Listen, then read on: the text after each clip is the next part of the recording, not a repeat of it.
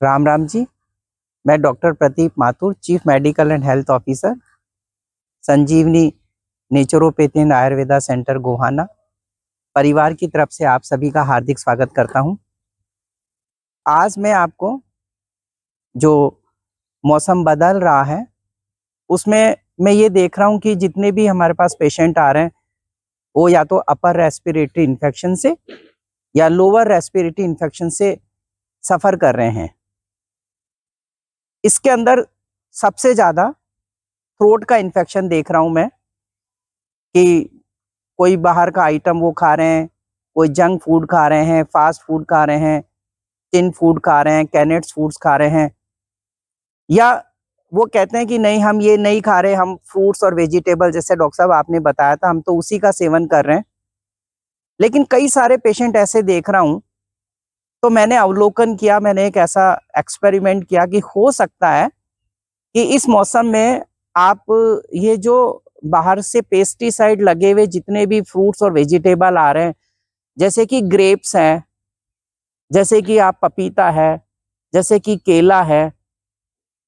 जैसे कि अनार है, ये आजकल पेस्टिसाइड इंसेक्टिसाइड इनके ऊपर ज़्यादा लगा हुआ है। और आप इन्हें अगर प्रॉपर साफ धोते नहीं है गर्म पानी से या थोड़ा सा पोटेशियम परमैंगनेट डालकर आप उस पानी से वॉश नहीं करते तो ये थ्रोट में इन्फेक्शन का बहुत बड़ा कारण बन रहा है और वही हमारे अपर रेस्पिरेटरी और लोअर रेस्पिरेटरी इन्फेक्शन बन जाता है।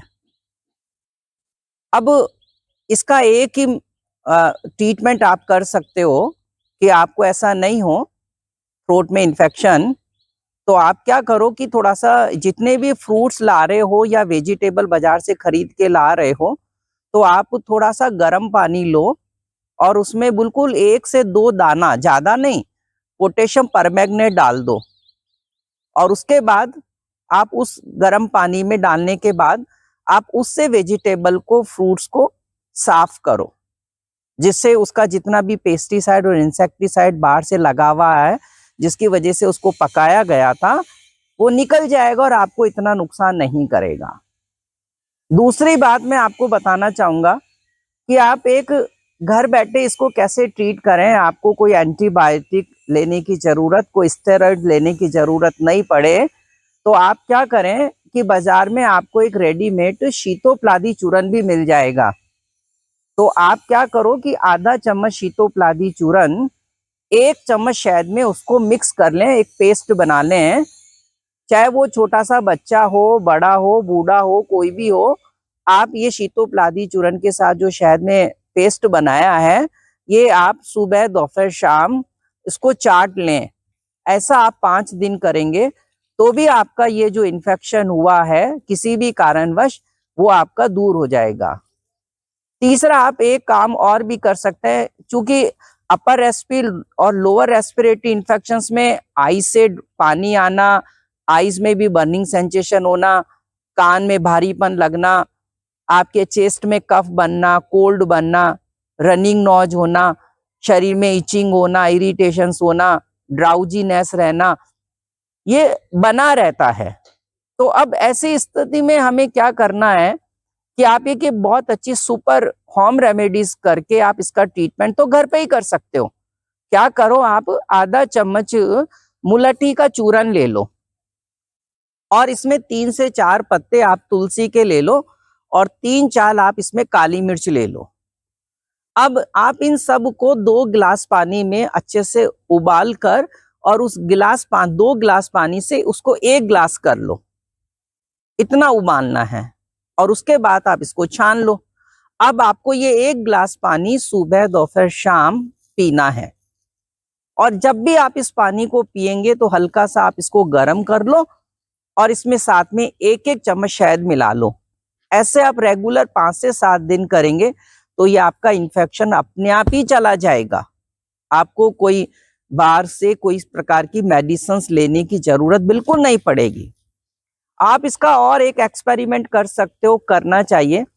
कि आप क्या करो कि 1 गिलास पानी ले लो और उस पानी में थोड़ी सी कच्ची हल्दी आपको बाजार में मिल जाएगी, कद्दूकस कर लो उसमें थोड़ा सा अंदाज से, और साथ में आप उसमें 3 से 4 काली मिर्च भी डाल लो कूट पीस के और साथ में एक गुड़ का टुकड़ा ले लो, अच्छे से उसको आप उबाल लो, छान लो, और सुबह मॉर्निंग में, रात को यानी इवनिंग में सोने के वक्त आप 2 बार उसके गार्गल्स कर लो। तो भी आपके कोई, मान लो सपोज करो गले में इन्फेक्शन हो गया, आपको टॉन्सिल्स बढ़ गए, आपको एडिनॉइड्स की प्रॉब्लम्स हो रही है, मम्स जैसी प्रॉब्लम्स हो रही है, कोई भी आपको वायरल इन्फेक्शन, बैक्टीरियल इन्फेक्शन हो रहा, आपको रोज उसके गार्गल्स करने चाहिए। लेकिन मैं यहाँ आपको एक बात बताना चाहूंगा कि जब थ्रोट इन्फेक्शन होता है या इस प्रकार का कोई रेस्पिरेटरी इन्फेक्शन होता है तो हमें सॉल्ट के गार्गल्स नहीं करने चाहिए।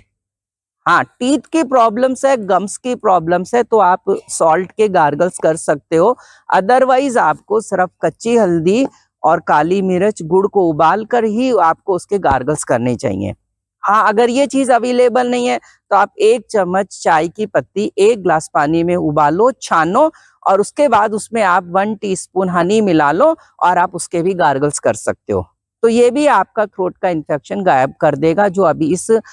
बदलते हुए मौसम के साथ आपको परेशानी उत्पन्न कर रहा है।